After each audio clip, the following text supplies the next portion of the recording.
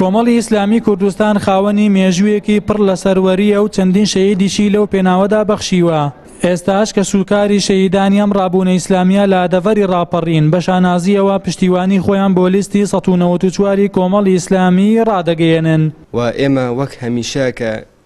وەک گەنجێک و دواتریش وەک کە سوکاری شەهیدان پاپشتی لیستە جوانەکەتان دەکەین کە لیستی ١٩४ کۆمەڵی ئیسلامی کوردستانە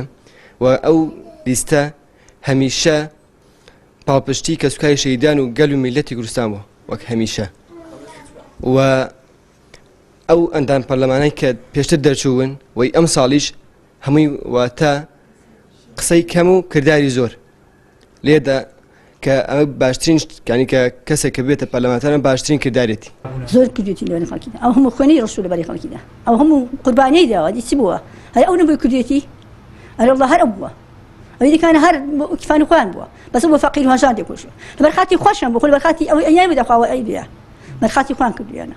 زابی لەبەر خاتی خۆیان وەختە ناو خۆش دەوێت دەنگیشی بۆ دەدەن ئینشاءڵڵا سەردەکەوی ئینشاءڵڵا بەلێ بەرز بەدەن. کە سوکاری شەهیدانی ڕابوونی ئیسلامی شانازی دەکەن کە بە بەخشینی گیانی خۆشەویستانیان لە ڕابردوودا لە پێناو ژیانێکی ئارام دژی ستەم و نادادی وەستاونەتەوە و ئێستاش پێیان وایە خزمەت و هەڵوێستە نەگۆڕەکانی کۆمەڵی ئیسلامی لە ڕێگەی تیمەکانی لە حکوومەت و پەرلەماندا بەشێک لە چاکەی ئەوانی داوەتەوە. من وەکو کچە شەهیدێک سەربەرزم کە پشتیوانی خۆم دەردەبڕم بۆ لیستی کۆمەڵی ئیسلامی کوردستان ژمارە ١٩٤ هیوادارم خەڵکی هەرێمی کوردستان بە ئەمەک بن بەرامبەر بم لیستە چونکە تاکە لیستێکە کە داکۆکی لە مافی خوێنی شەهیدەکانی دەکات تاکە لیستێکە کە داکۆکی لە هەموو چون و توێژەکان دەکات بەبێ جیاوازی هیوادارم خەڵکی هەرێمی کوردستان دەنگ بدەن بەم لیستی کۆمەڵی ئیسلامی کوردستان ژمارە ١٩٤. ئێمە وەک بنەماڵەی شەهید سیروان بە خێراتتان دەکەین ئێمە پشتیوانی خۆمان دەردەبڕین بۆ لیستی ١٩٤ پشتیوانی دەکەین